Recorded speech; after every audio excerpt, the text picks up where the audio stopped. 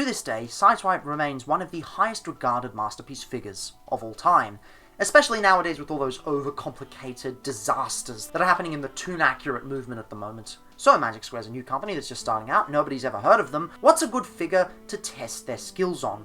Well, what better than Sideswipe? The work's been done for them on the masterpiece level, just scale it down and make a new figure.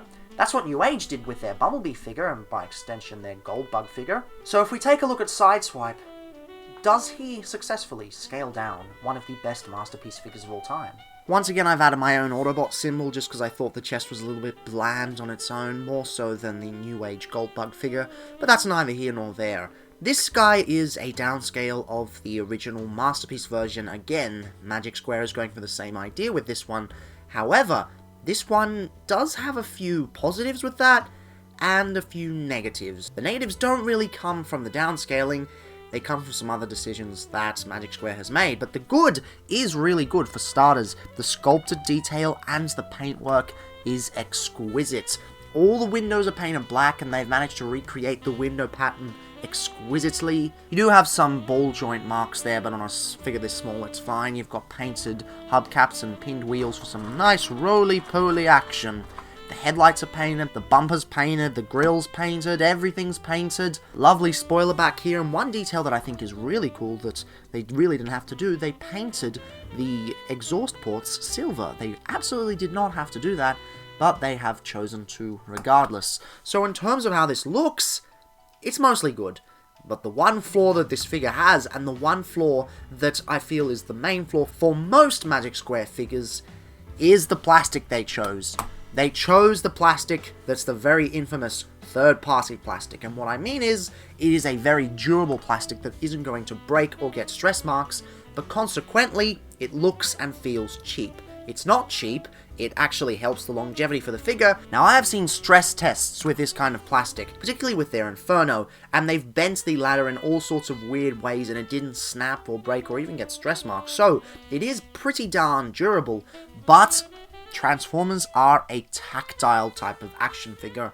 A lot of action figures, you mainly put them on a shelf and then leave them as that, and you don't really play around with them, at least adult collectible ones. But Transformers, well, they also make great desk toys, especially at this size, because, you transform them back and forth. That's part of the fun with them. And to have them use this material is deeply disappointing. Now, don't get me wrong, the design is on point, but this is an issue that every single Magic Square toy has had. They are all using this kind of plastic, and it is frustrating in every single instance. And people will go, oh, but it's a matte finish. No. A matte finish with paint makes it look lovely. A matte finish with this kind of plastic makes it look ugly. It even betrays some of the paint. Like, the black paint is done well in some places when it's really shiny, but some of the side parts that's not as shiny ends up looking cheaper than it actually is. The plastic betrays it. So there are a lot of issues with the decisions they've made in designing this figure. Aside from that, it is pretty good, though. I mean, the only other flaw I could conceivably think of is that these don't tab in, but that's such a minor thing that it doesn't really matter. The main point is the plastic. That's something that affects all Magic Square figures going in, so you kind of have to get over it if you want to start collecting this. And for ye size comparison, here he is next to a standard Legion figure, a standard Legends figure, a standard Siege Micromaster, a not-so-standard LEGO minifigure, and Crumbs. So the transformation is very similar to the Masterpiece version, albeit with a few small liberties taken, but far less than what New Age does. You want to stretch this out and bring it over to the front there. Come around the back and bring down these ports here. Come around to the underside and bring out the arms like so. And they sort of bend in and then stretch out like that so they can get under that section there. Untab the legs, and then that will allow you to get these parts out of there. Extends these sections out. Folds the rest of the spoiler into the back of the foot. Push these feet in and angle them outwards so that they can get all the way out of the way of that, and that will allow you to bring in this panel here. Then you can fold back and fold in again. Same on this side, out and inwards and back and back. Then these can finally peg into place on the side like so by rotating inwards and pegging. Not the demonetized kind of pegging though. Bring out the feet like so, and then you've got an old flip-up section here. I don't know why they did that, it seems kind of pointless, but okay, whatever. You can then just rotate the torso around, bring the wheels into the torso like so, bring this whole section down, push it in place and fold it upwards. That will allow it to stay in place. And then you just kind of position the arms how they're supposed to be.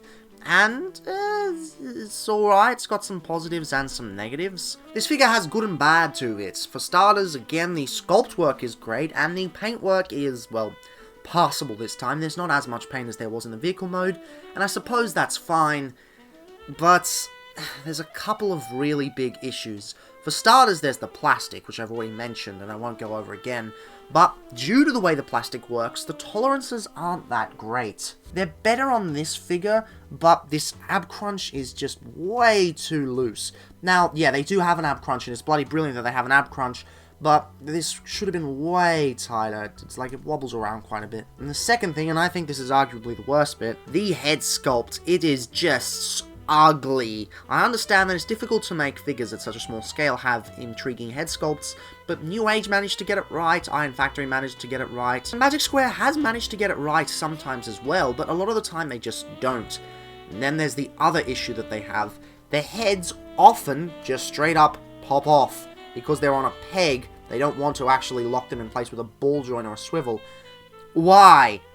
Why the hell do you have to do that? I mean, I'm happy that they've given us light piping, but with an ugly head sculpt that just pops off as well, that's not cool, that's not acceptable. Furthermore, this guy had bad QC. Now, yes, this is a second-hand copy, and I don't know what it's gone through, but the face fell off at some point, and I had to look for it for ages and ages and ages. Well, not the face, but the actual light piping section at the back there. I had to go looking for it for hours and hours, and I finally found it under the bed on vacuuming day, so that was actually pretty close. So, yeah, build quality on the head especially is pretty piss poor. The design in general is really cool, and I feel with some slight changes to the plastic quality and to the head sculpt, it would look amazing. But it's just held back by those things. But fortunately, we do have brilliant articulation. You've got a nice head swivel, ball joint here, and an extra hinge that doesn't actually connect to the wheel inside there, which is a nice touch. Nice bicep swivel, nice double jointed elbow because of the transformation, and a wrist swivel, which is very much appreciated. And you've got a waist swivel and an ab crunch, although it pushes out this chest thing, and it is pretty wibbly. But it is an ab crunch above the waist swivel, which is quite nice. Yeah, it's unfortunate that it has to untab the whole assembly, but very nice that they actually bothered to include it. Waist swivel, as I think I might have said earlier, ball jointed hips, thigh swivel, only a 90-degree knee, but you do get some nice ankle tilts and a slight pivot thanks to transformation. So the articulation is pretty darn solid. It's not as well executed as some of the New Age figures, but they actually wanted to include it, which is very lovely. Now, this is a second-hand copy, so I don't think it came with a gun, but it did come with his signature weapon, the cannon, or the shoulder cannon, or the rocket launcher. I don't know what it is, but it's the sideswipe cannon, and it does very, very well with its own extra little swivel.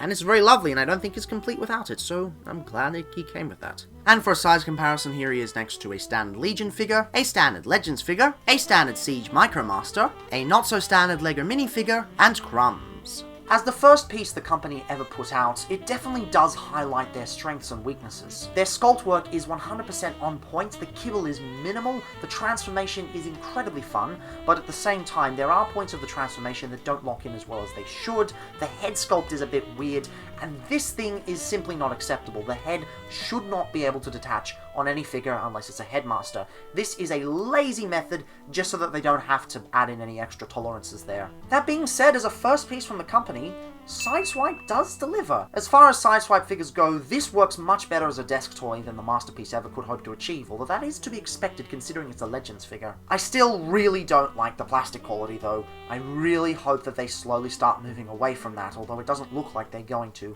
anytime soon. But since we're just starting out with this company, I think it's time we took a look at another release of theirs, and see if even smaller works or does not.